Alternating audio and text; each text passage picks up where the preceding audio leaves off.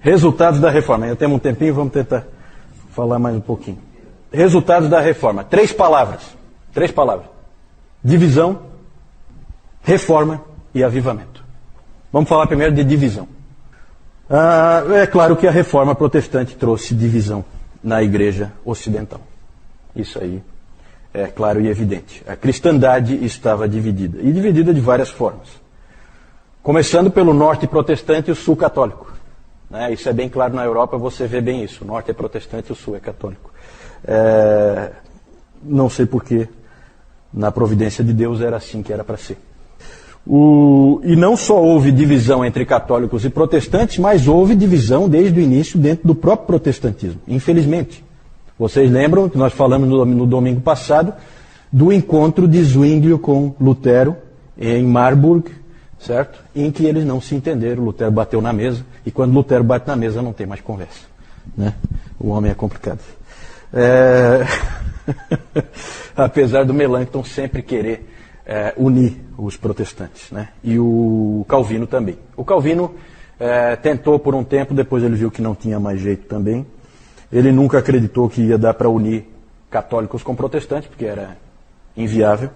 Mas entre os protestantes, o Calvino também queria ver união. Então, na verdade, 3 grandes divisões no protestantismo. Podemos aí ter 90% dos protestantes estão aí. Os outros 10% você vai ter dentro de grupos radicais, né? Anabatistas, grupos menores, certo? Mas os grandes grupos são os luteranos, os reformados e os anglicanos. Esses reformados aparecem em vários lugares. Em Genebra é reformado, em Zurique é reformado, você tem os huguenotes na França, que são perseguidos, mas são reformados também.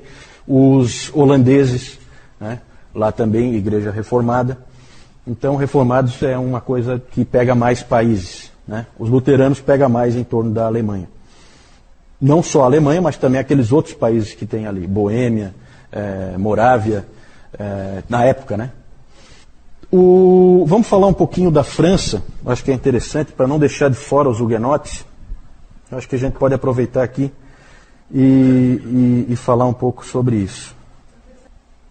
Sim, não, é que eu quero falar especificamente dos reformados, só que na França, os huguenotes, assim chamados, certo? Não sei por que o nome deles, esse era o nome que os inimigos davam para eles, né? Huguenotes.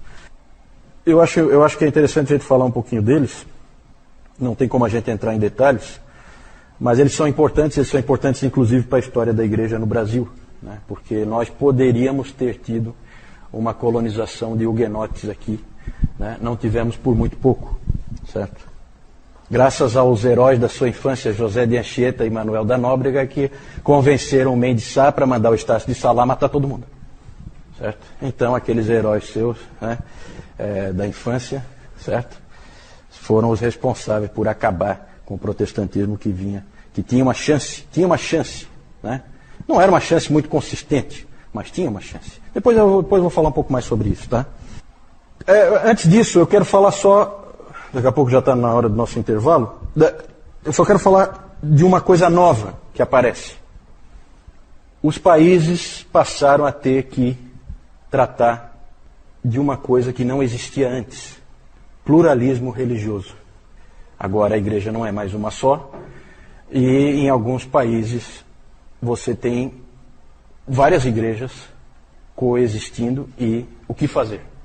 Tudo isso é muito novo, não sabemos como lidar com isso. Hoje para nós é tudo muito normal, né? Eu saio daqui, eu estou numa igreja batista, daqui a pouco eu passo na frente de uma católica, depois uma presbiteriana, e tudo é muito normal, porque nós vivemos no nosso tempo, mas ali isso não é tão óbvio, certo? Vamos tentar nos colocar no lugar das pessoas daquela época. Alguns países tinham uma fé só. Alguns eram católicos. Quem? Espanha, com certeza. Portugal, sim. Itália, né? Países de uma fé só. Tranquilo, não tem maiores problemas, certo? Tem países protestantes? Tem? Escócia, que mais? A Alemanha não. A Alemanha é toda dividida. Exatamente, é anglicana, é protestante, certo? Irlanda é católica, né? Irlanda é católica. França não. França tem problema. França é confusão. É exatamente aí que a gente queria chegar. Os que tiveram que lidar com a encrenca. Quais são? Eu não sei, eu acho que aqueles países ali, eles faziam parte, alguns faziam parte do Império Russo, e aí não é a Igreja Ocidental, é a Igreja Oriental. Alguns faziam parte do Santo Império Romano, né? Porque não adianta a gente falar agora em Alemanha, não tem Alemanha, não existe Alemanha, existe Santo Império Romano, certo? Norte da África é islamismo, né?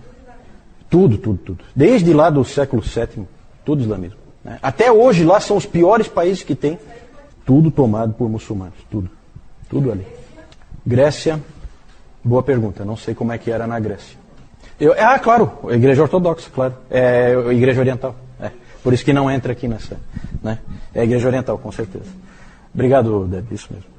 No Império, a coisa só foi resolvida com a Paz de Augsburgo, de 1555.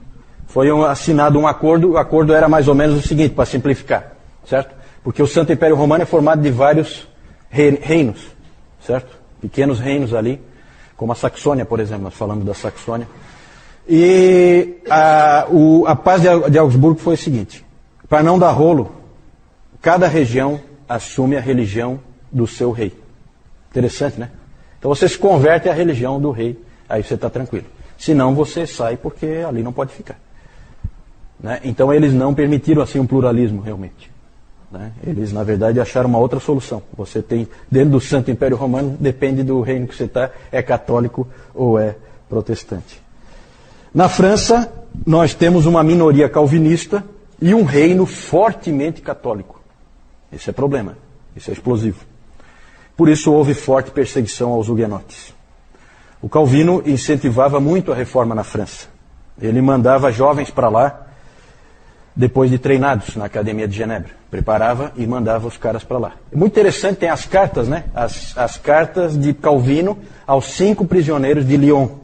São cartas muito bonitas do Calvino incentivando aqueles rapazes que estavam presos por causa da sua fé em Lyon. Um trecho. Já que foi da vontade de Deus usá-los até a morte, na manutenção da sua luta, Ele fortalecerá as mãos de vocês na batalha e não permitirá que nenhuma gota do sangue de vocês seja derramada em vão. Então são 5 homens preparados para morrer. O próprio Calvino sabe que não tem jeito, vão morrer, certo? O Calvino sempre dizia que a reforma não se faz com revolução, não se faz com armas. A reforma se faz com lágrimas e sangue.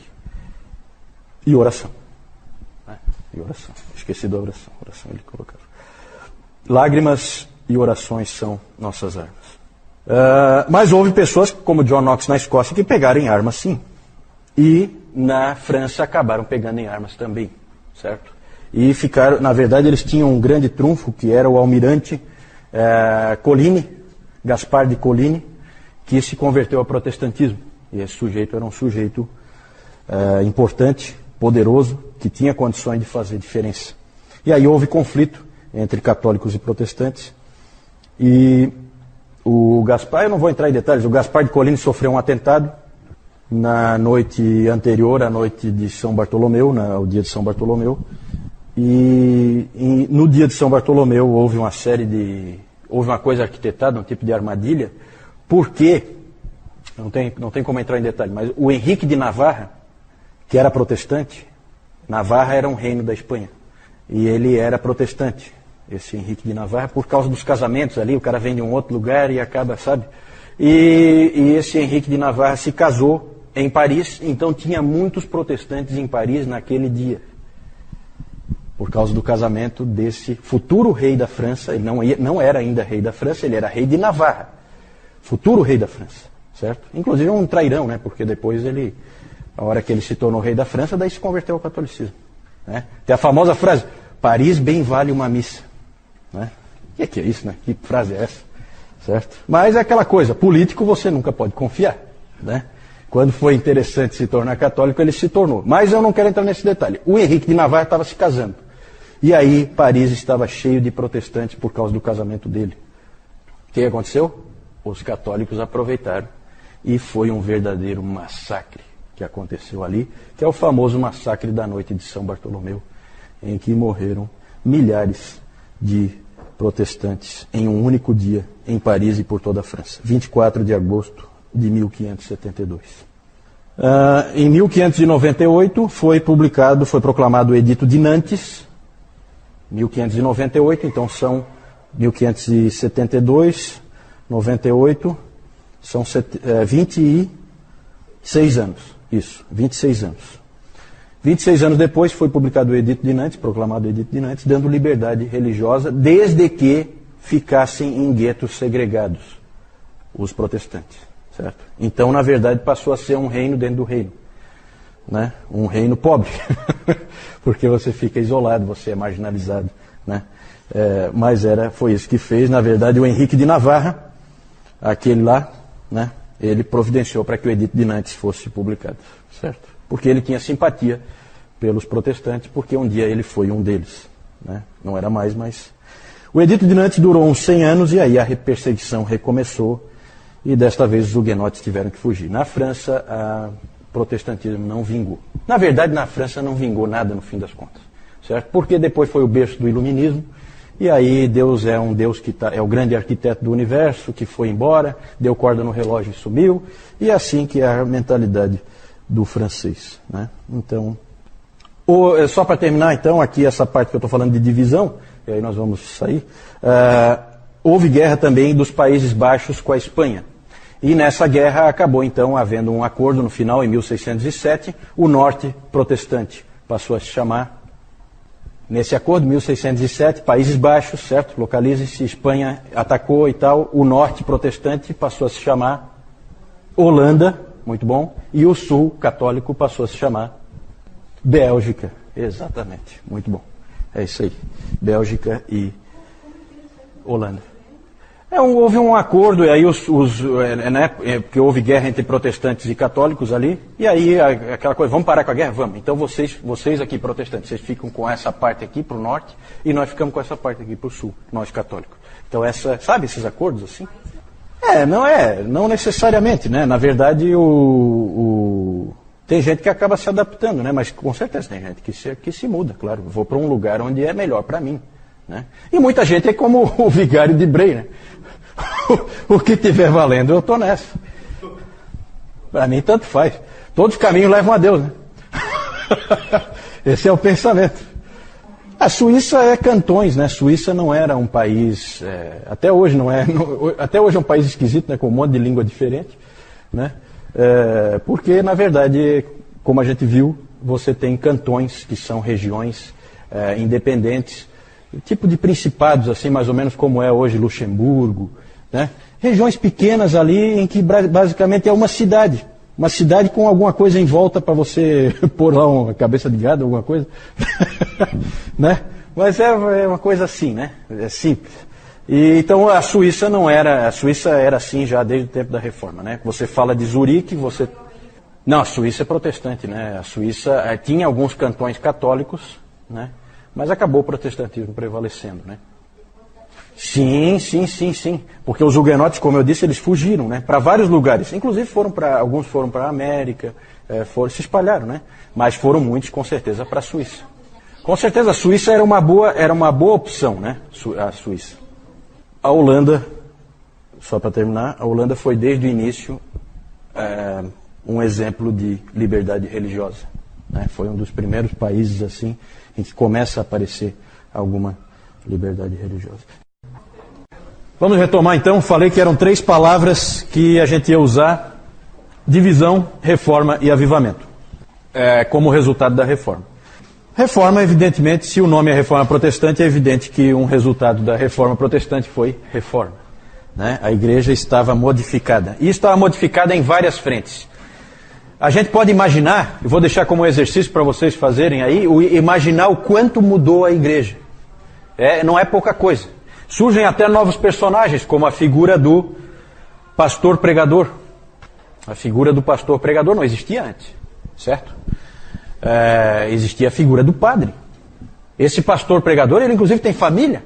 Isso é totalmente novo, certo? E o padre, onde é que é o habitat natural do padre? O altar, não, mas em termos da vida de igreja, é o altar e o confessionário, certo? Então ele reza a missa, ele eleva aquela hóstia e ele ouve a confissão das pessoas, basicamente é isso que ele faz. E agora a figura do pastor pregador, ela é bem diferente, o habitat dele passa a ser o local onde ele estuda a palavra, ele é um estudioso da palavra, a sala de estudos e o púlpito onde ele prega, certo? São coisas novas, gente, tudo isso aí é novo. Outras coisas interessantes, em 1523, o Zwinglio, já falamos do Zwinglio, ele começou a usar a túnica acadêmica, certo? Vocês já viram o próprio, aqui na própria capa do livro Os Puritanos, Suas Origens e Seus Sucessores, tem uma foto do Lloyd Jones em que ele aparece com aquela túnica, né? Que é muito comum. Os pastores usavam uma túnica. Você vai numa, não sei como é que está hoje, eu acho que não tem mais, né? Eu acho que não tem mais, né? Na luterana não se usa mais, né?